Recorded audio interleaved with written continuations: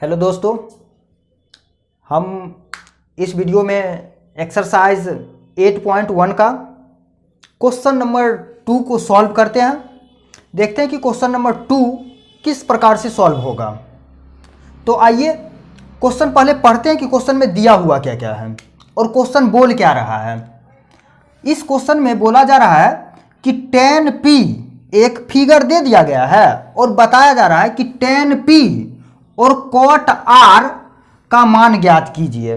और क्या करना है कि tan p का मान जो आएगा और cot p का जो मान आएगा उसको घटाना है, यानी कि tan p का मान में से cot r का मान को घटाना है और उसका वैल्यू जो आएगा उसको ज्ञात करना है। तो सबसे पहले हम देख रहे हैं फिगर में हम लोग देख रहे हैं कि इसका लंब दिया हुआ है, कर्ण दिया हुआ है और आधार नहीं दिया हुआ है। तो आधार पहले निकालना पड़ेगा। तो जो जो दिया हुआ है उसको पहले लिख लेते हैं। क्या दिया हुआ है? पी क्यू इक्वल टू दिया हुआ है 12 centimetre, P R equal to दिया हुआ है 13 सेंटीमीटर और क्यू आर नहीं दिया हुआ है। क्यू आर का वैल्यू सबसे अब निकालना है। तो क्यू आर निकालने के लिए आधार निकालना है, तो इसलिए क्यू आर निकालने के लिए कर्ण में से क्या करते हैं? घटाते हैं, यानी पी आर का स्क्वायर और माइनस क्या होगा जाएगा? पी क्यू का स्क्वायर। तो पी आर मीन्स कितना? 13 का स्क्वायर और माइनस 12 का स्क्वायर। 13 का स्क्वायर करेंगे तो 169 और 12 का स्क्वायर 144। इसको घटाएंगे तो घटाने पर आएगा 25 और घटा लेंगे तो 5। इसका वर्गमूल निकालेंगे 5 आ गया। इस तरह से हमको आधार पता चल गया।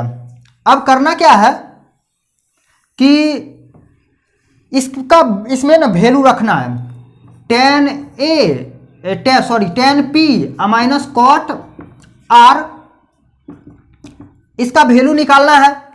तो एक बार याद कीजिए कि पिछले वीडियो में मैंने याद करने के लिए इसके tan के बराबर होता क्या है, cot के बराबर क्या होता है, इसको अच्छा से याद करने के लिए एक आपको हॉट ट्रिक बताए थे। वो हॉट ट्रिक क्या था कि बोले थे LAL और KKA, इस तरह से हम लोग याद कर सकते हैं, ऐसा हॉट ट्रिक बताए थे आपको।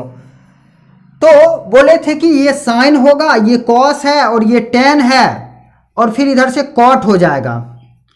तो इधर से कॉट हो जाएगा तो ये कॉट है और ये क्या होगा? Sine cos tan। तो tan बराबर बोले थे L का मतलब लंब समझना है और A का मतलब आधार समझना है। तो ये हो गया लंब, ये हो जाएगा लंब, अब बट्टा हो जाएगा आधार, लंब बट्टा आधार। और माइनस इसमें क्या समझे थे cot r में कि साइन कॉस tan, इसको बोले थे cot चलेंगे तो उल्टा चलेंगे, यानी आधार बट्टा लंब हो जाएगा, आधार बट्टा लंब हो जाएगा। इसको अब हम मिटा देते हैं, आधार बट्टा लंब हो जाएगा।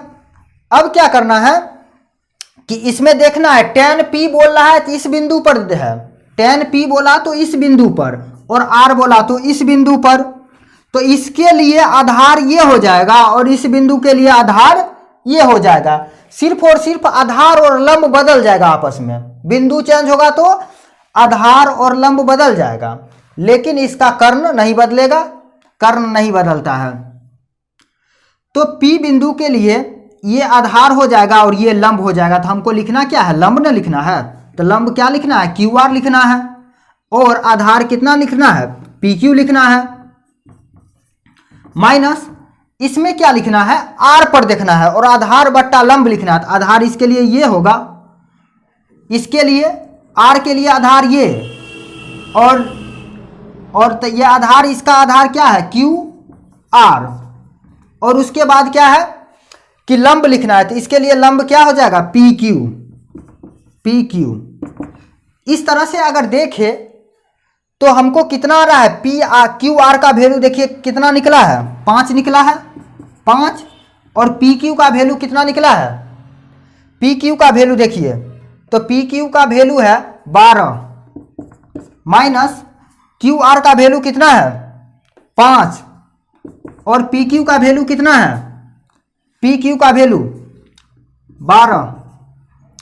इस तरह से अब इसको भिन्न का घटाव देख रहे हैं, आगे भिन्न के घटाव पर घटाइए। 12 12 का एलसीएम ले लीजिए 12, फिर 5 5, ये हो जाएगा 0/12 = 0। ये आंसर हो गया। धन्यवाद।